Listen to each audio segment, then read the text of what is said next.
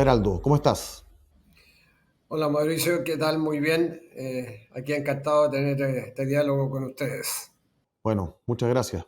Hablemos de lo que está pasando en Venezuela entonces, y aprovechando tu cercanía y tu rol actual.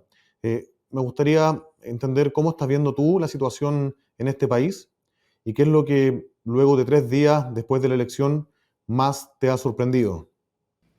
Bueno, quizás no debiera decir que me sorprendió, pero se ha materializado el peor temor por parte de la oposición, y es que el régimen de Maduro presentara resultados no creíbles. Y no solo eso, sino que resultados no desagregados, como establece la ley, que es necesario presentar las actas de votación por mesas, y tampoco se ha aceptado el reclamo amplio internacional respecto a una verificación independiente internacional de los resultados. Así que se está materializando el peor de los escenarios. Y quizás la mejor demostración es el informe preliminar del Centro Carter, que fue el único realmente que se pudo desplegar más o menos a nivel nacional, ni siquiera enteramente en todo el país, invitado por el gobierno de Maduro a observar las elecciones. Y el informe, la declaración de hace algunas horas dice que esta no fue una elección democrática, que el proceso electoral no estuvo acorde a los estándares internacionales en materia electoral, y que además el Consejo Nacional Electoral mostró una actitud absolutamente parcial hacia el gobierno y en contra de la oposición. Así que estamos ante un escenario extremadamente complejo, donde incluso países relativamente cercanos a Maduro, como el gobierno del presidente Lula o el gobierno de Brasil y el gobierno del presidente Petro de Colombia, no han reconocido aún los resultados electorales en Venezuela. Perfecto, entonces, recopilando, no se entregaron papeletas, se hizo una proclamación en tiempo récord de Nicolás Maduro sin terminar el conteo de votos, no se permitió el ingreso, al menos como se esperaría para estándares internacionales, de veedores externos. ¿Qué se puede hacer frente a situaciones como esta? De nuevo, considerando el contexto de 3 días posterior a la elección. Bueno, quizás insistir en que el gobierno dé a conocer, publique las actas de votación mesa por mesa, y que acepte eventualmente un recuento de los votos, una verificación imparcial y hasta posiblemente, hipotéticamente, una nueva elección. Creo que es muy difícil que eso ocurra. De hecho, ya se venció el plazo que legalmente tenía la autoridad electoral para difundir el detalle de los resultados. Y eso no ha ocurrido. De hecho, cuando esa noche, el domingo, se dio este resultado de 51,2 y 44,2 para Edmundo González, y a propósito, 4,6% para todos los otros de manera uniforme, eh, fue sobre el 80% de los supuestamente escrutados. Y desde entonces no hemos sabido qué pasó con el otro 20%.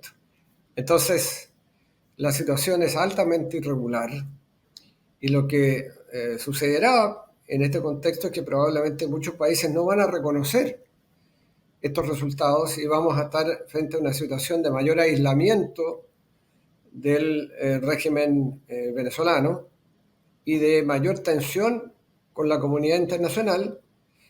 Pero parece que el gobierno de Maduro ha decidido, como he dicho, quemar las naves, es decir, no volver atrás, porque estima quizás que no va a haber una movilización ciudadana muy potente y que no va a haber el ánimo de sostener una movilización en las calles que desestabiliza al gobierno, que a América Latina no le importa y por eso ha roto relaciones en la práctica, porque el retiro de diplomáticos de varios países, incluyendo Chile, es una expresión que no le importa a América Latina. Estados Unidos está demasiado ocupado con su propio complejo proceso electoral presidencial y bueno, que puede sobrevivir con el apoyo y el comercio de Rusia, de China, de Irán.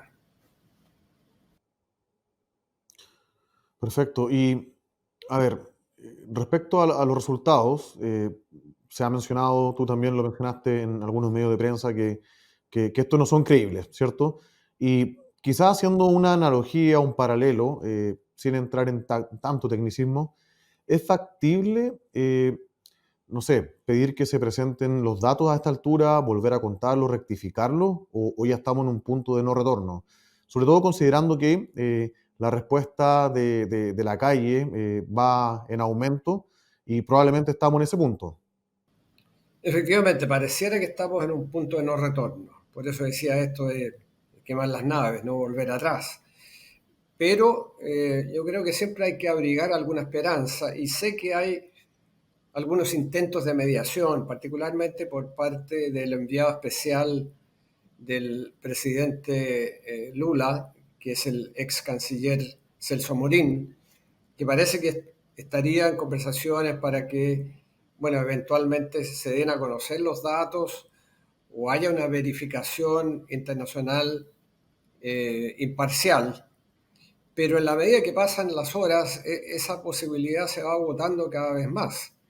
Así que, y lo que está primando en estos momentos más bien una actitud represiva por parte del régimen, que ha culpado en primer lugar a María Corina Machado y a otros líderes opositores de haber sido responsables del supuesto hackeo del Consejo Nacional Electoral, que significó esa tardanza enorme de horas el día domingo en la noche, que es totalmente contrario a los intereses de la oposición, porque la oposición lo único que quería eran resultados pronto y no extender horas la duda sobre los resultados. Así que no tiene sentido esa acusación, pero además están acusando una suerte de golpe por parte de la oposición y han amenazado también a Edmundo González, al candidato presidencial, y a otros líderes opositores.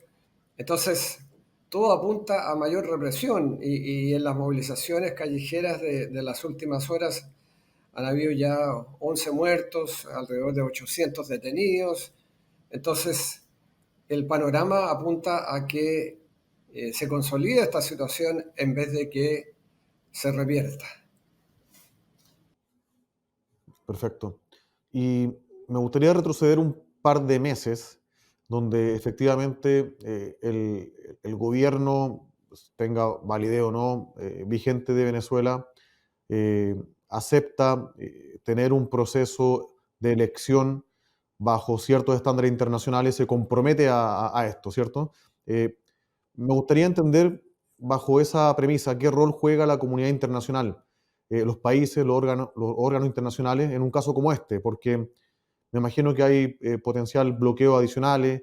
¿Cuál era el castigo que se enfrentaba efectivamente el gobierno de Venezuela si es que no cumplía con estos acuerdos?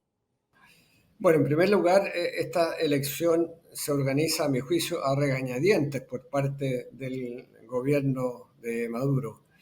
Y lo hace por la presión internacional, por las sanciones económicas de Estados Unidos y por la propia resiliencia de la disidencia venezolana. Y por eso se llega al acuerdo de Barbados, donde por escrito el gobierno de Maduro se compromete a garantías democráticas para el proceso electoral del 28 de julio. De hecho, la cifra, la fecha la fija arbitrariamente el gobierno venezolano sin consultarle a nadie. Y sin embargo, se inhabilita a María Corina Machado, la candidata más potente, se inhabilita o no se acepta la candidatura de Corina Yunis, su reemplazante, y finalmente se cuela de alguna manera la candidatura como una opción ya no plan B, sino que plan C de Edmundo González. Y no se cumplen con muchos de los puntos del acuerdo de Barbados. Pero aún así, la oposición decide que contra todos estos obstáculos, contra un gobierno que interviene de manera descarada, que mete preso a miembros de la campaña opositora, que con todo, con esta competencia desigual, va a ir de todas maneras a este proceso electoral para movilizar pacíficamente el voto. Entonces, eso ocurre gracias a la presión de la comunidad internacional. De otra manera, creo que no se habría abierto el gobierno venezolano a un acuerdo como el de Barbados, que, como digo, incumple en gran medida, pero aún así la oposición está dispuesta a movilizar el voto, a buscar la vía pacífica. Ok. Bueno, a la fecha Venezuela, el gobierno ha expulsado entre varias contrapartes a la delegación diplomática chilena en Caracas. Acá la pregunta es si esto significa de facto que Chile rompe relaciones con Venezuela o cómo debería responder Chile a esta situación, contextualizando que en la diplomacia, en la historia de la diplomacia en Chile, un movimiento como eso es muy extraño. Creo que hay uno o dos casos de la historia reciente últimos 80 años. ¿Qué tiene que hacer Chile? Bueno, en realidad esta expulsión de nuestros diplomáticos en Caracas y el retiro de los propios de Santiago es bastante inédito y en la práctica equivale a un rompimiento de relaciones. No lo es formalmente, pero es un congelamiento de las relaciones diplomáticas. Sin embargo, de parte de Chile, yo creo que había una actitud muy serena en cuanto a que lo que ha buscado la autoridad del gobierno del presidente Boric es que continúe el funcionamiento consular en Caracas para atender a chilenos, chilenas, venezolanos y venezolanas. Y eso puede ocurrir a través de los contratos locales, es decir, las personas contratadas localmente, muchas de las cuales han estado trabajando en el consulado desde mucho tiempo y conocen cómo, cómo se opera la emisión de documentos, la atención de público y en general los trámites que se realiza por parte de un consulado. En el caso de Venezuela, aparentemente lo que estamos viendo en las últimas horas es que no hay la misma disposición, pese a que hay empleados locales que podrían hacer funcionar el consulado venezolano. Entonces, bueno, el costo lo van a pagar particularmente las y los venezolanos que son residentes en nuestro país. Y en este contexto, creo que el gobierno del presidente Boric frente a este congelamiento de las relaciones va a mantener su posición de no reconocer a este nuevo periodo presidencial de Maduro hasta que no se conozcan resultados fiables. ¿Mm? Entonces, lo que tendremos es que va a continuar la falta de cooperación en materias delicadas como cooperación penal, por ejemplo, o la recepción de compatriotas venezolanos que tengan decreto de expulsión, ya sea administrativo o judicial, desde Chile. Eso no ha sucedido en el pasado, menos va a suceder a futuro. Y tampoco la cooperación penal que Chile ha procurado y que, a mi juicio, con muy buen criterio, se buscó agotando todas las posibilidades. Entonces vamos a tener una situación ya no solo de distanciamiento político, sino que en la práctica un congelamiento de los lazos bilaterales, políticos, económicos y en alguna medida también sociales. Bueno, y para terminar, y probablemente la pregunta de respuesta más difícil, ¿qué análisis te merece la situación actual de Venezuela y qué salida futura tú ves? Y también para contextualizar, uno lo ve en una crisis profunda, casi cayendo, pero si nos vamos a 10 años atrás, también fue polémica la reelección 2012-2013. También se dieron protestas los del año 2015 por la crisis, la caída del precio del petróleo, y también se avisoraba un cambio en el régimen, en la gobernación, en el año 2017-18 con un presidente que se nombró y finalmente no tuvo ninguna injerencia. ¿Qué se ve hacia adelante? Ujú. Bueno, esas son lecciones aprendidas importantes para enfrentar el periodo que viene por delante. Yo creo que el régimen hace un balance donde estiman que pueden aguantar el chaparrón, que pueden aguantar el aislamiento, el no reconocimiento diplomático del gobierno, que en términos económicos pueden seguir exportando petróleo por otras vías que el mercado internacional, pero además están muy confiados que los problemas en Estados Unidos eh, van a llevar a que quieran petróleo venezolano en el mercado mundial. Y hay que recordar que se autorizó la operación de Chevron de nuevo en Venezuela y que en términos de, de una competencia electoral en Estados Unidos, bueno, Venezuela no va a ser una materia prioritaria, ¿eh? Y que por lo tanto eh, pueden de alguna manera resistir y aguantar como lo hicieron en el pasado. El problema es que pareciera haber mayor inquietud ciudadana ahora que en el pasado, porque las protestas en los barrios más modestos de Caracas ha sido muy fuerte y eso indica que pese a los subsidios que otorga el gobierno, eso no ha sido suficiente como para silenciar esta demanda de cambio en Venezuela. Entonces, aquí lo que vamos a tener probablemente es una olla a presión eh, que puede mantenerse en circunstancias como las que hemos conocido por un tiempo, pero uno nunca sabe cómo puede eventualmente estallar. Pero soy pesimista respecto a los escenarios futuros.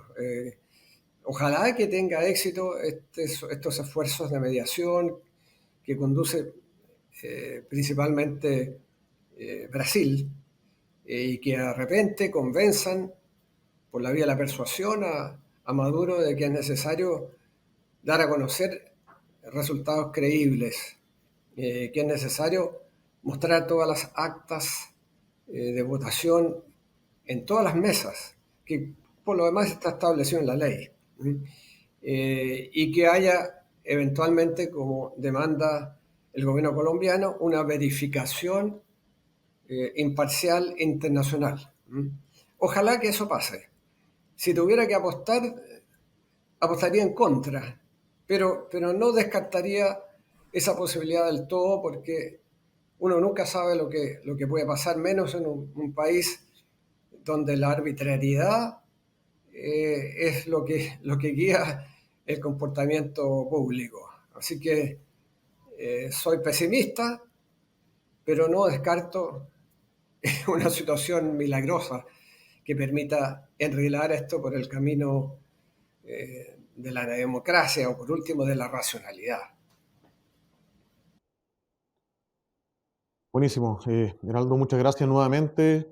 Eh, Súper agradecido de tu análisis objetivo en base a tu experiencia en materias internacionales, pero también la cercanía que has tenido en procesos durante los últimos años en Latinoamérica. Así que, de nuevo, en nombre de nuestra comunidad y clientes, te agradecemos esta participación. Muy bien, muchas gracias a ustedes.